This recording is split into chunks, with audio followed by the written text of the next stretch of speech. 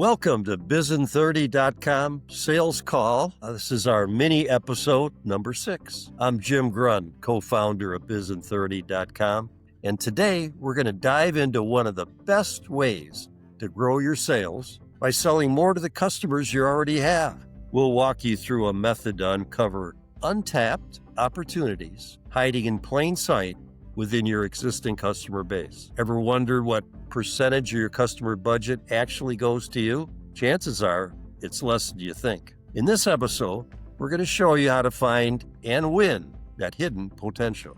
Jim Casper, our other co-founder, has a great sales story for you today. Jimbo, go ahead. Oh, thank you, Jimmy. You know, over the years, I spent quite a bit of time out in the field with all kinds of sales teams across industries, from life sciences to golf equipment, banking to bulldozers, and some of the biggest truck dealerships on the planet. Well, this story took place in northern Colorado. I was riding along with a top parts sales rep at a major truck dealership. Let's call him Bill. We pull into the parking lot of one of his regular accounts. Before we even got out of the truck, Bill said confidently to me, "I have most of this customer's business." I turned to him and asked, "How much is almost all?" Because it's nebulous. He shrugged casually, "About 80 to 85%. Well, I paused and I said, "Hey, Bill, why are we here then? Shouldn't we be out chasing growth, not coasting?" Well, he kind of looked at me with a smile on his face. He said, "Hey, Jim, I'm just keeping the relationship strong." Well, I wasn't buying it, Jimmy. So when we got to the door, I held Bill back a minute. I said, "Hey, Bill, before we walk in and pat ourselves on the back, let's make sure that 80 to 85% isn't just a story you've been telling yourself. We're here to confirm that, because you can't grow what you don't really know." Jimbo, were you able to verify that 85% number? We sure did, Jimmy. It turns out the 80 to 85% was really 25%. Wow. How did you get that customer to tell you it was only 25% of his budget for his truck parts? What did Bill say to get that information out of him? Well, as it turns out, we were fortunate, Jimmy.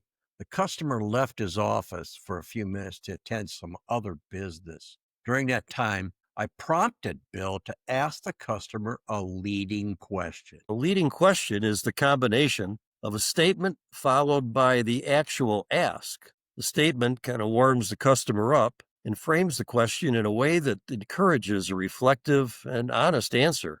This sets the context and signals that the question will be thoughtful and relevant, I think. The statement leads naturally into the actual question. Well, Jimmy, you're right. And in the customer's absence, I asked Bill to say, "Hey, Mr. Customer." His name wasn't Mr. Customer. He really had a name, Jimmy. Okay. But we'll use today Mr. Customer. "Mr. Customer, today we're trying to learn more about your business. I'm curious, what percent of your monthly truck parts budget is spent with me?" Without blinking an eye, the customer said, 25%. What did Bill say to that? Nothing, Jimmy. He was totally silent. He just looked at me in astonishment. So I jumped in and asked the customer myself. I said, "Of the other 75% of your budget, what are some additional opportunities for Bill?" Customer immediately responded, "He purchases a full skid of truck brake parts every month from someone else." Long story short, Bill got a brake pad order that afternoon. Boy, the lesson: if you don't ask about budget, you could be missing massive opportunities hiding in plain sight. Here's how to do it right. Mr. Good Current Customer, I've been thinking about your business and I'm curious, what percentage of your budget for our type of product or service do you currently spend with me? Then stop. As we've said before, be quiet and let them answer. When they're done, ask the follow-up. What other opportunities might we explore here today? And again, silence. Don't fill the gap. Let the customer talk. That's where the gold is. You're correct, Jimmy. That is where the gold is. And always ask, what percent of the budget?